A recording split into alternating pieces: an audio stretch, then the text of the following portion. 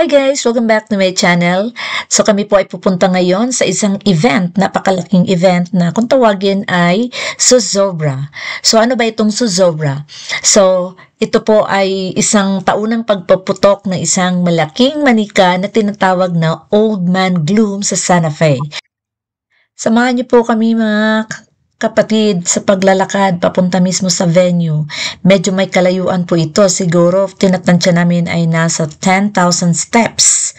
Hindi ko pa lang po na-compute kung ilang miles po siya, pero napakalayo po siya.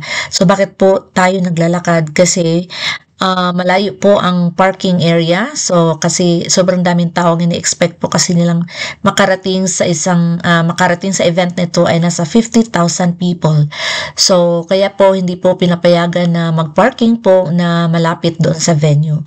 So kami po, para sigurado hindi kami ma-traffic sa pag-uwi, kami po ay nag-park ng napakalayo. So kaya okay lang naman na maglakad dahil exercise na rin naman po. So yeah, nasa 10,000 steps po ang ating paglalakad papunta mismo sa venue.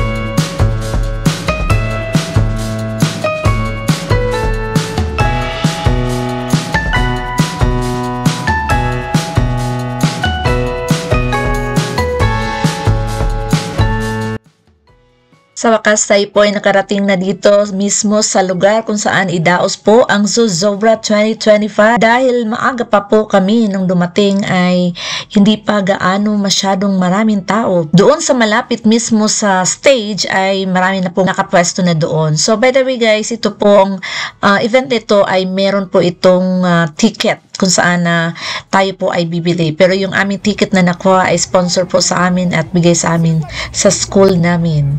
So nakalibre po kami dito sa event na ito. Malapit na mag-umpisa ang event at hudyat nito ang pag-awit ng national anthem.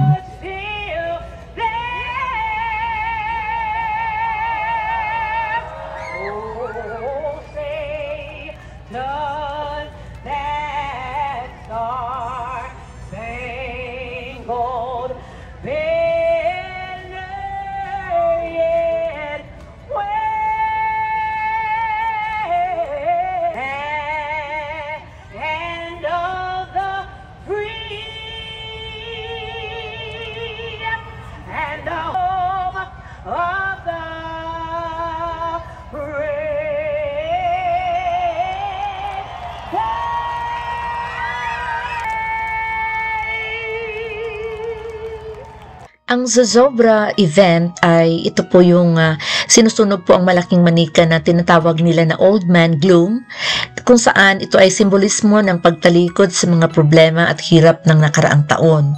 So, inilarawan dito ang pag-alay ng suliranin o ang pagsunog ng Zozobra.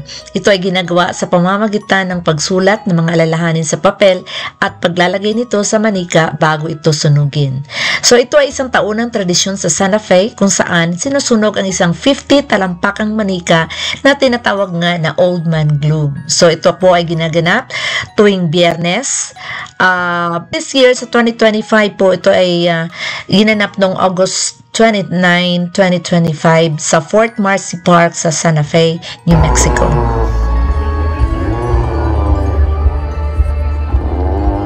Ganda sa personal!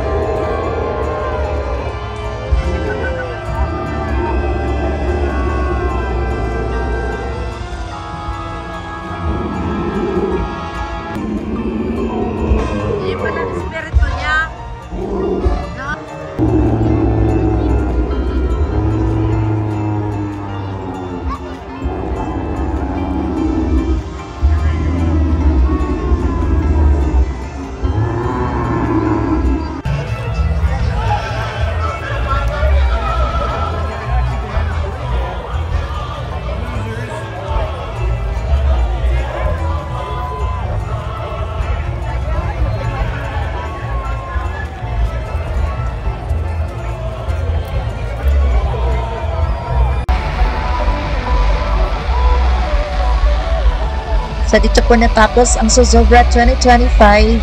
So, after sa pagsunog po ay karoon po ng maraming fireworks. So, salamat po sa pagsama sa amin.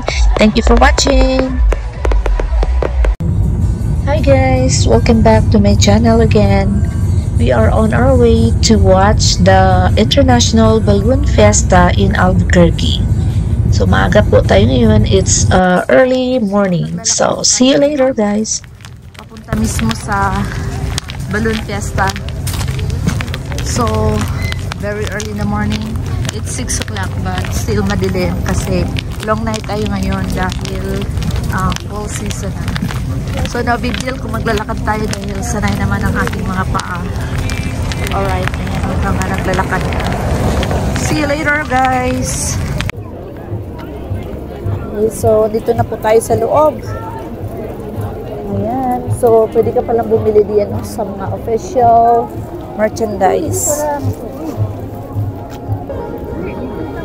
So, ayan po. Marami pong mga merchandises sa tabi-tabi.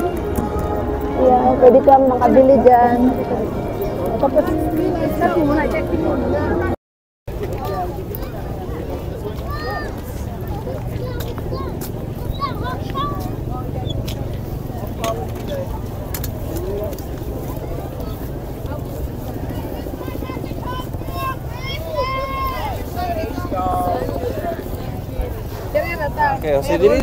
so, nandito po, marami tayong nakita dito mga kasamahan na mga teachers din, Filipino teachers.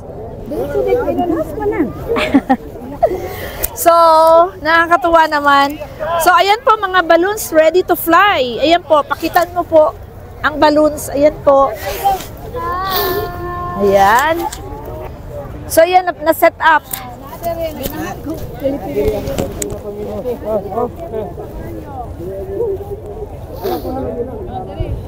Ayun na oh. Ayun na oh. Ayan, nagpapaano.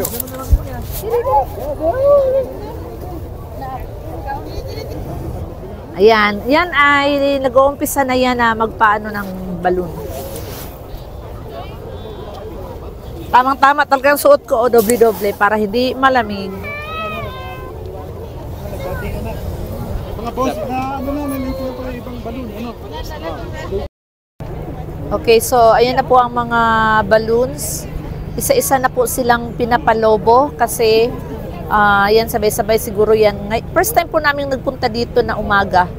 Kasi pag umaga daw kasi ay yan sa lilipad ang mga yan. So, yan. So, kanya-kanya pong ano. Okay. So, nito sa aming likuran, pinamove kami. Pakiikot nga po.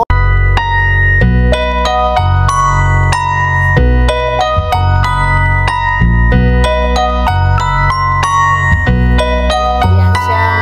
Iikot. Ayan po siya. Naghahanda po yan. Ayan, naghahanda po yan. Oh my God! Ayan. So, yan po. Yan po ang basket na sasakyan kapag may lolobo na po na balloon. Ayan. At saka doon sa likod pa natin, hindi na siya pwede ipakita ko ngayon doon pa. Naka-prepare na siya. Nakalatag na yung mga balloons. Yung nakalatag na siya. Ayan po. Ay, di pala siya. Maya-maya yan ay bubumbahan na yan ng gas para yan po ay lolobo na.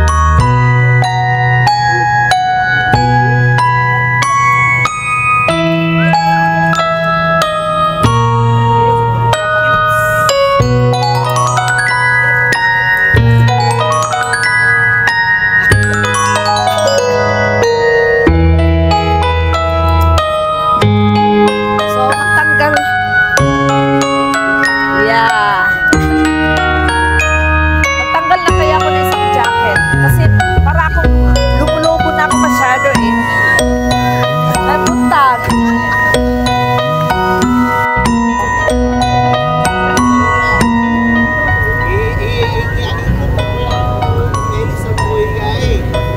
Dami tatog makuhaan ni mo itong agipadako oh. Tatog makupadako bitaw oh. Halika dito, halika dito.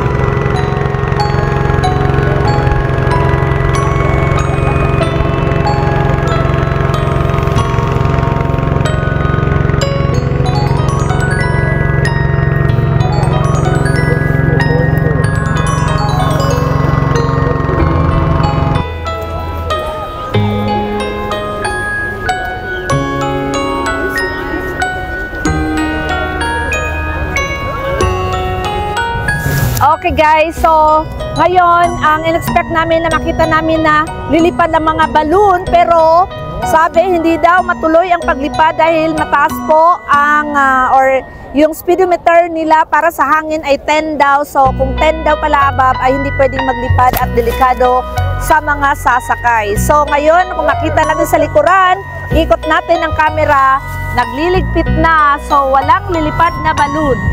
It's a prank. So ito pa naman ang pinunta namin maaga para makita namin, pero wala. So ang makita namin ay katulad din dati na katulad sa gabi na hindi pala siya lilipad. So yun lang. So salamat sa pagsama sa amin. Thank you for watching. See you in my next vlog. Bye!